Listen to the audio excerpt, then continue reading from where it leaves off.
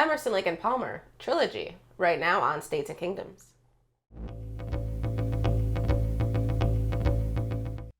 Welcome back to States and Kingdoms. Today we're talking about Emerson, Lake and Palmer's album Trilogy from 1972. Thoughts? 1972. 1972. 1972. You can't go wrong. You can't go wrong with Emerson, Lake and Palmer ever. They're correct.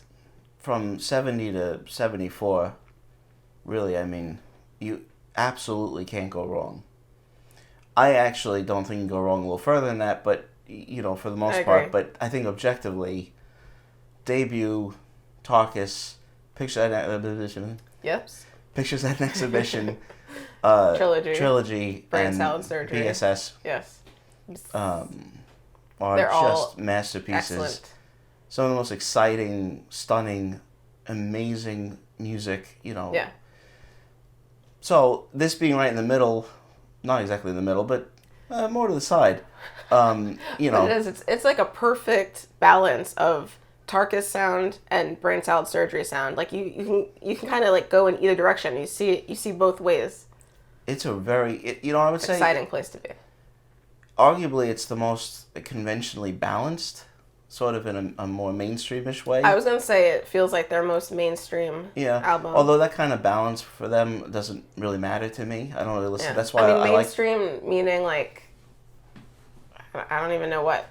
Well, it has more of a 70s feel. I suppose. Like, I feel like there's a couple of songs that you could see other bands doing, although that's not usually a case for them. There's no suite. Exactly, like very long suite. There's no side long, like 20-minute song. Yeah, there's no Tarkus. There's no Carnival 9. I mean, you know, it's from beginning to end.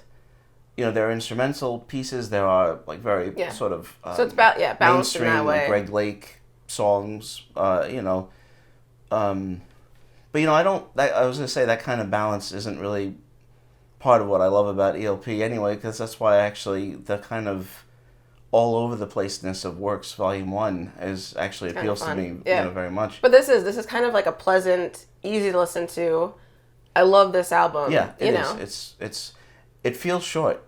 It does. Because it's really you know. It just kind of flows, and it's just all like it's just very balanced in the way that's like a solid album. Just there's no low points. I mean, I don't know, and I don't ever, think. but... I mean, well, because some people don't like. There's no Jeremy Bender. There's no song like that Builder. really. Bob the Builder. Was it no? Benny the Bouncer. Benny the Bouncer. Oh my goodness. Bob the Builder. Yeah, there are no songs like that some people don't like. I think those don't bother me. No. But this doesn't have that. I think I'm talking about other people's opinions. I think, you know.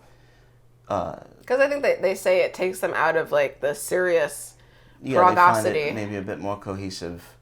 I love the way this opens. I mean, we grew up watching West Side Story, and you know, this little nod to Leonard Bernstein at the beginning. I mean, really, it's not terribly subtle. No, we both separately came to the same conclusion. Yeah. We knew that was a thing. And yet, I mean, it develops into a wonderful 2-part song separated by, you know, the fugue. Yeah. Just the fugue. The fugue. No, it's so good. It's a really great opener, and it doesn't feel like super dramatic, but it's just enough to kind of like, you know, do the Emerson, Lake and Palmer thing. Emerson's music and, you know, Greg Lake's singing and melodies and, you know, everything just a really wonderful sound and blend together perfectly well. I love, you know, Greg Lake's his style.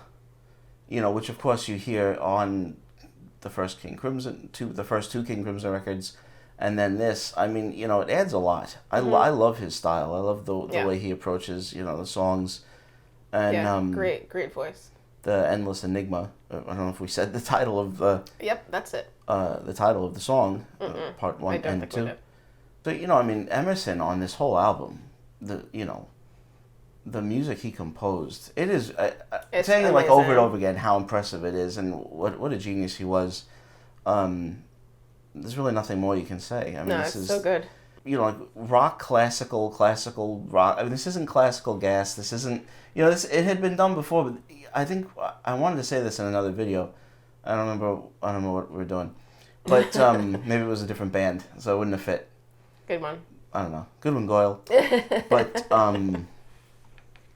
no, but, like a mix of classical and rock. And, of course, in the late 60s, I mean, whether it's the Doors or, a number of bands, they did act, certainly the Moody Blues. I was going to say Moody Blues. Yeah, I mean, they did start to blend it, but I still think the way Emerson, Lake and Palmer do it is the best way. Yeah, it's perfect. I just think it's such an incredible blending of all of these things, and it's more than just because everything that is contained in rock and roll, yeah.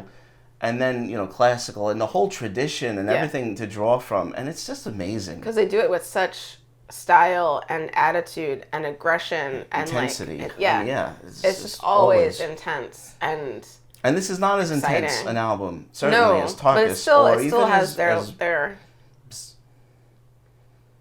it definitely does. So from the beginning, I love this song. I think everyone loves this. It's an amazing song. It was their biggest hit in the States. I just think of the Greg Lake acoustic-y type songs that are on everything, all of them. This is my favorite. I love this song. Something about it. Oh my God. I know. I just love it. You too? It's gorgeous. It's just such a beautiful melody, and the song just kind of blossoms, and it's just so beautiful. I love it. I never get tired of it. It's a classic, amazing song. Yeah, it's definitely a song I remember hearing on the radio. Mm-hmm. A long, long time ago on classic rock radio, and it was like Lucky Man, the Carnival part. Yeah. And from the beginning, too. Yeah, and this much less. Yeah, but and I mean every really, now and then. Yeah, the Sheriff and Hoedown are a nice kind of blend, as mixing kind of styles, and it's just I don't know what I'm saying, like very successful, and I think because you have Hoedown right after the somehow just it works, and you never think like, well, that's weird. Yeah. But The Sheriff, I think, is the one song that I was kind of hinting at. Too. Yeah, true. But I was kind of hinting at, like, in the beginning of the video, that The Sheriff, I feel like, could have been, like, with a few tweaks, a Steely Dan song, maybe.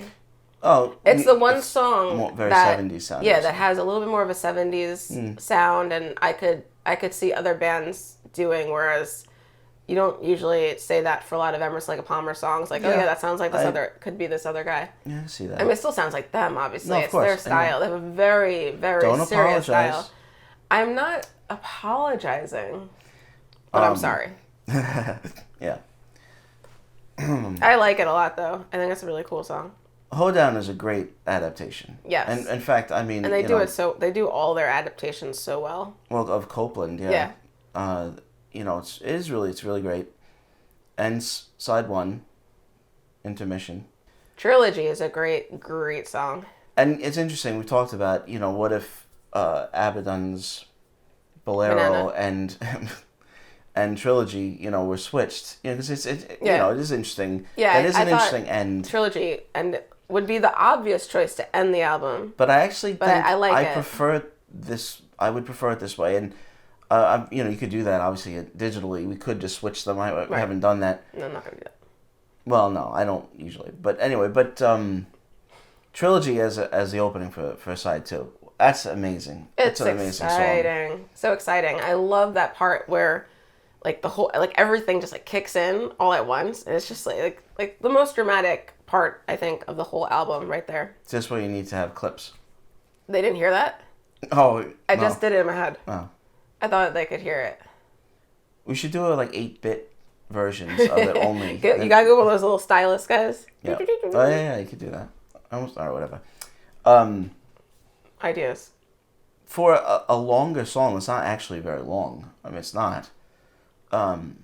It's extremely complex, and just going over it in my head. I mean, it's an extraordinary song. Yeah, it's really dynamic but still melodic and again great melodies. Really exciting. Great singing from yeah. Greg There's a lot going on, but it's just Perfect. And then Aladdin's Banana is a really nice way to end the album. No, Living Sin. Oh yeah, I forgot.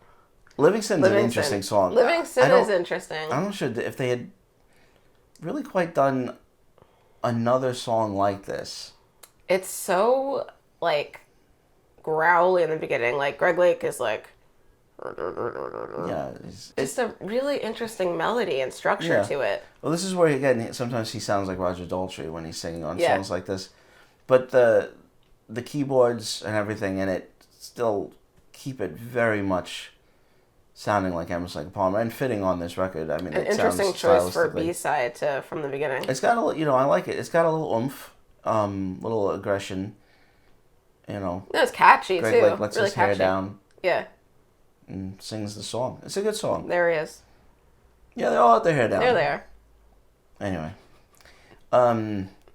But, one of the things on this album is definitely the now you can kind of take it for granted, but the Moog and, Keith Emerson's playing of the Moog on this is actually fantastic. He's just drawing so many sounds out of it, and it's he's romancing it. It would have been more stunning then. I mean, now everyone's used to... All kinds of electronic-y sounds. I'm saying, not that it's not stunning, I'm saying that it could be overlooked now because you're not... whatever. I understand what you're saying. I'm not apologizing. It's going to be misconstrued, but I understand. You should just apologize just in case. It could be misconstrued, but I'm not... Misconcheesecaked. That's great. Cut it out. Yeah. And then Aladdin's Banana? Yeah, then Abaddon's Bolero. Yeah. Which is a nice way to end the album. Abaddon. It is an interesting ending song. But they always make interesting choices, and it works perfectly. It does. It works. It carries you out of the album. With a nice peaceful bolero. Yeah. For Tarkus and you can include Pictures at an Exhibition, of course, in this, but I'll just say the studio albums, Tarkus, this, and Brain Salad Surgery. I mean, they're all very similar, really. I mean, they share a lot of qualities, and in the best way. I really don't have favorites. They're all a joy to listen to. They're all fun. No, amazing. I like Emerson, Lake and Palmer more every year. More and more as I keep listening. Well, that's one of the things about so good doing these videos is so many things that we have listened to, or we haven't listened to them in a while, but really listening to them over and over and thinking about it, they're definitely it's so enjoyable. Been some things that I appreciate more now, and Emerson, Lake and Palmer is definitely at the top of the list. And then because we're doing these videos so quickly, we trying to keep to our schedule, but with the Emerson, Lake and Palmer ones, like more than, I don't want to say more than any of them, but really very much so with Emerson, Lake and Palmer albums, I don't want to stop listening to them and move on to something else. Like I want to keep listening. Yeah. They're just really amazing. Yeah. And they just get better and better. And it's like we say, I mean, it's the brilliance of it and everything, but at the end it's just exciting. It's just exciting. Right. Just exciting rock music. Yeah. In a way, to me that's that's the name of the game. Very, with wah. Yes. You're going to say bolitos. Huevos? Okay. Thank you so much for watching. Please let us know in the comments what you think of Trilogy. Make sure to like this video. Please subscribe to States and Kingdoms. Stay tuned for more videos here every Monday, Wednesday, and Friday. Please subscribe. We'll see you next time.